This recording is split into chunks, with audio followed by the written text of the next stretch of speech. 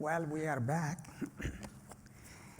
And this is a new segment continuing the important conversation on the theme of attracting, nurturing, and preparing best minds to agriculture. You know, the thing that often I hear is the brilliant students sometimes will choose something different than agriculture. But agriculture has so much exciting possibilities that this session is about getting them into agriculture. So we will hear in the next 30 minutes from some outstanding global leaders how we can work together to cultivate the next generation of food and agriculture leaders. You know, the USDA invested in a very big way in this program, and we call it the Next Gen. USDA invested $262 million in this program, and Secretary Vilsack has sketched out a bold vision of attracting 20,000 future food and agricultural professionals in 5 years. And I'm very happy to report that during the first year, we have already engaged 5,500 youth to the program. So we are right on track, and I think we will achieve this bold vision. So I think I want to introduce the panel members all at one time. And then, of course, we have some questions and discussion and so on. I'm going to introduce the student in the Next Gen program first, Kennedy Bentley, a senior environmental science major at Tennessee State University and a Next Gen scholar. In addition to being an outstanding student, Kennedy recently represented the USDA Next Gen program at the G7 summit in Italy. Also from Tennessee State University, next to Kennedy, we have Dr. Ronald Johnson, the university's interim president. We had a good conversation yesterday, and we chatted a bit, and I really learned quite a bit how you really look at education in a very new light. Thank you for sharing your observations. Dr. Johnson is known for having successfully turned around institutions at both public and private universities through his commitment to student achievement and continuous improvement.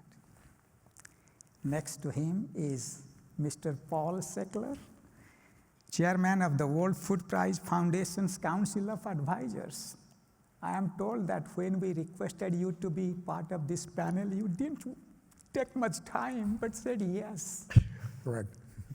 For 10 years, as president of DuPont Pioneer, he expanded Pioneer's global business and also serves on the Chicago Council of Global Affairs Board of Directors, and President Wendy Wintersteen, the 16th president of Iowa State University, and the first woman to hold the university's highest office.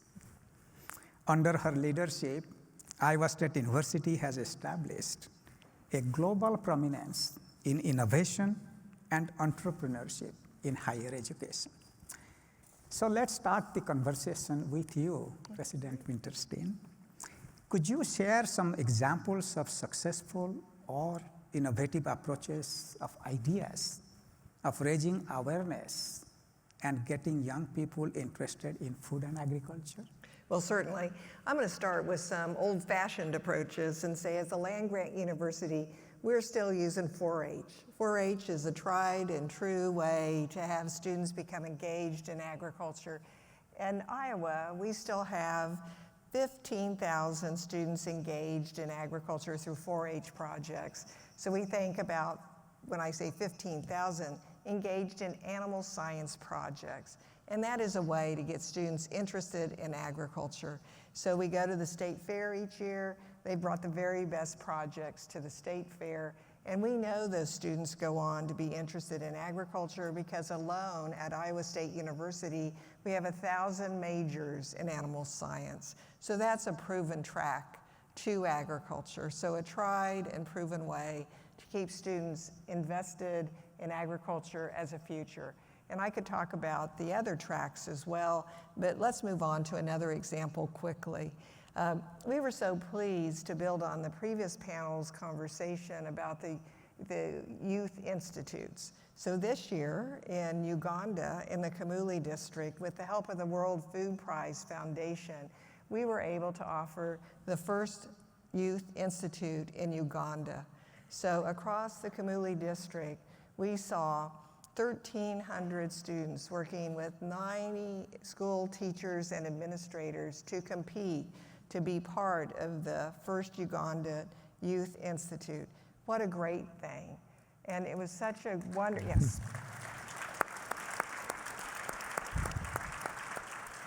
And I want to say that applause is for the ISU team led by David Acker, Dorothy Masindi, Gail Noneke, Andy Zaire, the big Iowa State University team. And 42 students were selected out of 1,300 Ugandan high school students that wanted to participate. That's how we grow.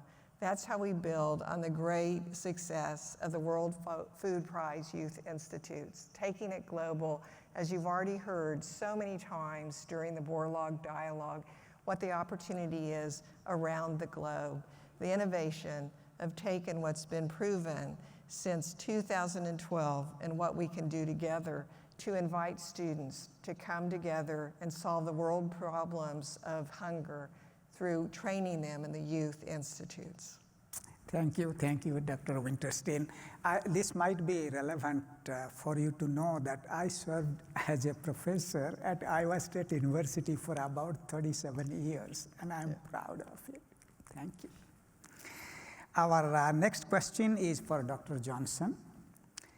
What innovative solutions do you recommend to tackle these educational challenges, especially to reach underserved and underrepresented communities in the world, so that future agricultural leadership across the world is more diverse and better trained? Well, thank you for that question. And I'd like to answer the question in this way. At one time, many people believed that the world was flat. In fact, some today still do.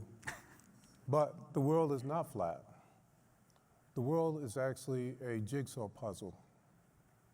A jigsaw puzzle of many pieces and expanding. And the food of life for that world is agriculture. And it itself is a jigsaw puzzle. But unlike the ones that we play with, it has no straight sides. It has no frame, no boundary.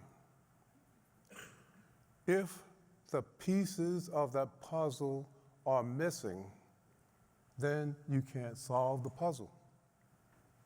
And as a consequence, diversity is critically important, because those places that have been overlooked, that have been left out, or just not seen, are the places where what drives everything that we do is found, and that's ingenuity.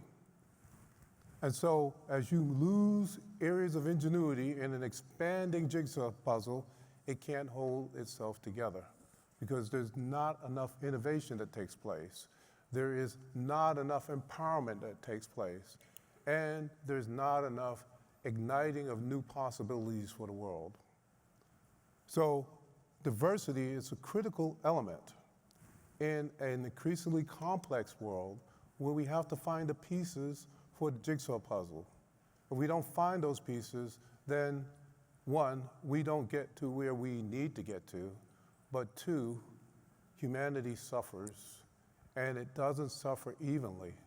It suffers in those very, very places where we've ignored and not brought those people up into the space of leadership, their voice being heard, and ingenuity. Thank you very much.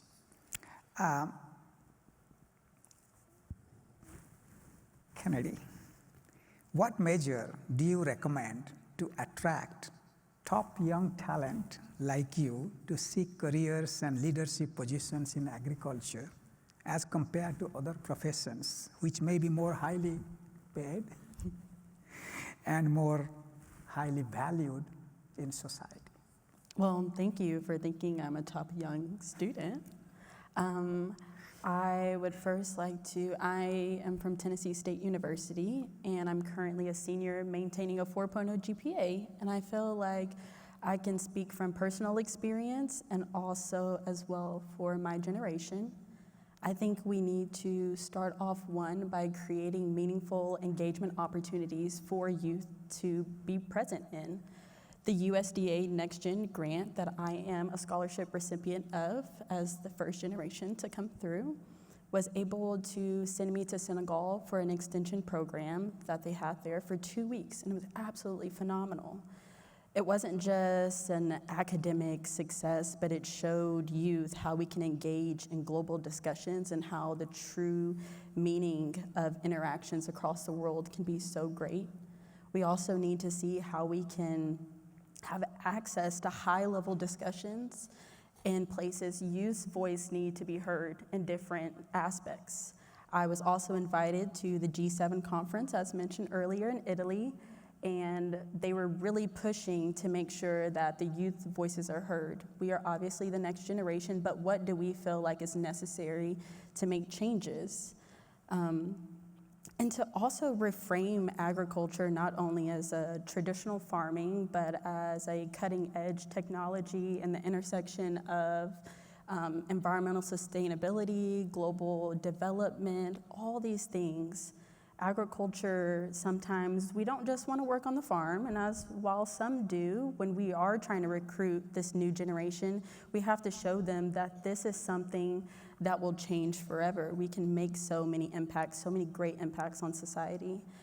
Doing that allows us to see that when one person like me does something awesome, we not only bring in others, we inspire and they excel as well. We need more students. I am currently going to get my graduate degree. And I'm not doing this because it's the highest paying job or, agriculture isn't competing with tech firms and finances on talent. They're showing agriculture is for those that want to make a change because we care. This generation truly cares, and I feel like some fail to forget that. And whenever I do one step, I am also opening the door for those behind me and seeing that, hey, you can do this as well. So, great. Thank you.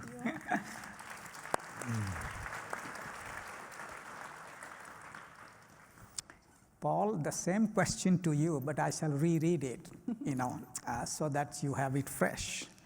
What measures would you recommend to attract top young talent to seek careers and leadership positions in agriculture as compared to other professions which may be more highly paid or highly valued in the society? Well, Kennedy did a great job of answering that question. I'll maybe take it a little deeper, but also make some comments around how do we make sure that we're talking to the right people and get the right people into an area that would be of interest to them, particularly in agriculture and food. And so when I think about that, I really think that we've got two challenges to accomplish. And one is engaging with youth at the right time. Wendy provided examples of that, catching youth, as they are considering education, as they're considering careers. And that's what the Youth Institute does so well. It gets them aware of the opportunities and then gets them on an educational path. So attracting youth at the right age is, you might say, step number one. And this morning, if you were at the beginning, we had a Global Youth Institute alum, Addie Thompson, speak. And so instead of me describing it, I'm just going to read what she said because I wrote it down as she was talking. And I might add, she is a Global Youth Institute alum, but now she's a professor at Michigan State University. So she's really taken advantage of her career, her education, and stepped into higher education. So what she said was, we've seen that early exposures to issues and opportunities in agriculture creates interest to education and careers in agriculture. So that's directly from someone who is sort of living the dream and living the experience. So anyway, that's my first point, that we've got to make sure that exposure to youth at the right age is accomplished. But then the second component is exactly what Kennedy was saying, and that is we've got to tell the story and tell the story that attracts people. And maybe a different way to describe the majors is to say, I cannot think of a major or a path in education that doesn't apply itself to agriculture and food careers. And so if I think of things all the way from intellectual property, regulatory science, government affairs, marketing, logistics, supply chain, production operations, sales activity, biology, agronomy, entomology, the list goes on. Wendy could do a better job of describing all the disciplines at Iowa State University. But really, it's hard for me to think of any discipline that can't be applied to agriculture and a great career made from it. But then it goes beyond that, and I'm going to again repeat what Kennedy said, and that is the next generation, the current generation, has different interests and passions, and without a doubt, there's not a career path or educational path that can make more impact on global issues than in agriculture and food, whether it's climate change, water quality, soil health, nutrition, food security for everyone in the world, improving farmer productivity, improving farmer income. There is not a higher purpose, is the words I like to use. There's not a higher purpose that can be enabled but for a career in agriculture and food. Thank you, thank you. Dr. Johnson, you mentioned diversity. This is front and center to our Next Gen initiative that we have started in USDA. Diversity and equity are the two wings on which this initiative must soar to higher heights. And to me, diversity, I want to delve a little bit more into it. The diversity, being a seed scientist, I find seeds to be so diverse and so beautiful. They come in all sizes and shape, texture, luster. But inside each seed, there is that life that is waiting to express itself. So just as with seeds, it's with people. People come in all kinds of skin colors. They speak differently, they look different, but inside each person, there is that goodness. How do you tap into that goodness? If we are able to listen to them who do not look like us, who do not talk like us, who do not think like us, then that diversity builds creativity at the workplace. So thank you for talking about diversity. The next important element we have in this next gen is equity. And equity is not equality. Equity is helping a group or someone the way they need the help to build their capacity. Equity is social justice made visible and unmasked. So that diversity and equity that you talked about are front and center in our next gen program. You have a comment to make, Paul, because I see that you are interested. It's a never-ending challenge. And that is, we've talked a lot about engaging youth at the right time, 4-H, Youth Institute.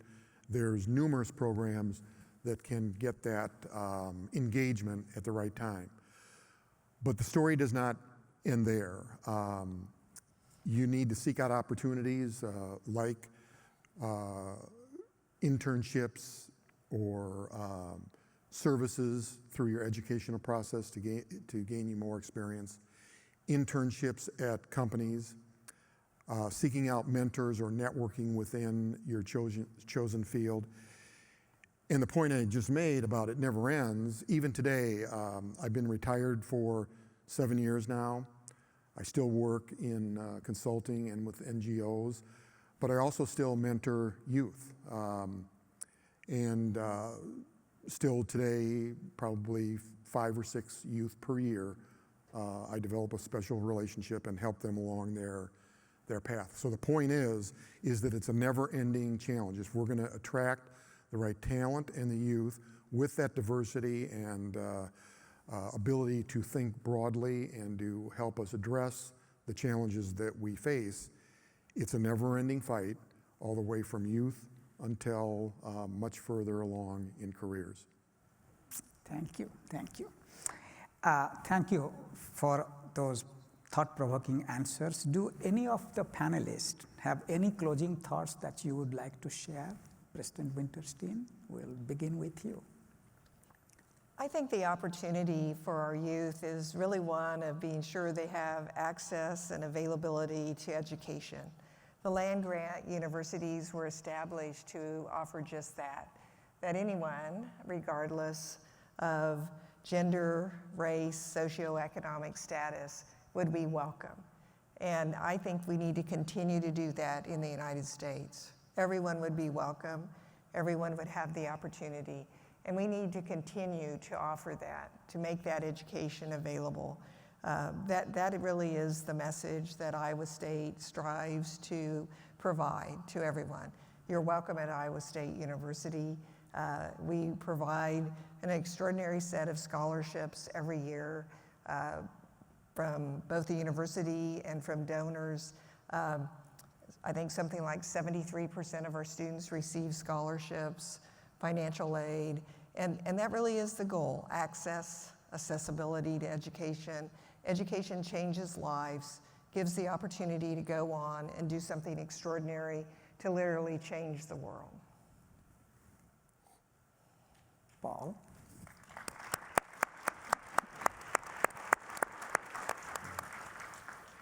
Paul?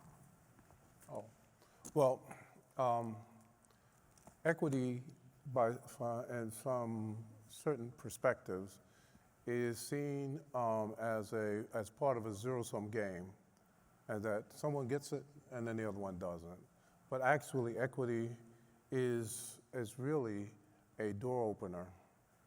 It involves actually taking people who didn't have a stake and bringing them in so that they not only have a stake, but they actually are able to contribute, and to contribute to growth, to contribute to change, and contribute to the betterment, essentially social impact.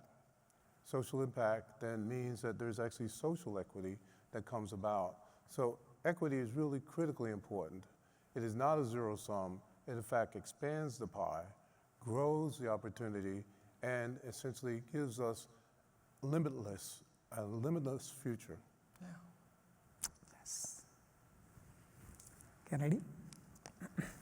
I think the main thing I would take away is always stay curious. If I can talk to any students, just keep asking questions. I never know the correct move, but I'm always doing what I feel like is right for me. My mother used to tell me, closed mouths don't get fed. And I don't think she thought I was going in agriculture at the time. But anywho, as long as you continue to ask people and get involved, you'll soon learn what you don't like, and then it pushes you to what you do like. And that's great, because at least you're still learning things about yourself and learning about others around you, and you will never know who you run into in the future. And so just always stay positive. Just be open to saying yes. I don't know what your question is, but just yes. And that's always the great thing. Just keep going, truly. These people here are here to help you. They really are, and just stay connected. Thank you.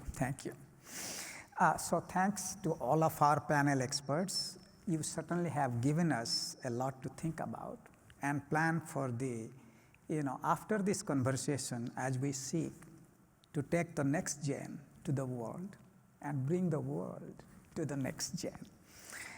In closing, I think I like to say that let us invest in the next generation, in the future, so that 15 years from now, people will look back and say that we anticipated well and invested in the future, in the next generation of Dr. Norman E. Borlaug, Dr. George Washington Carver,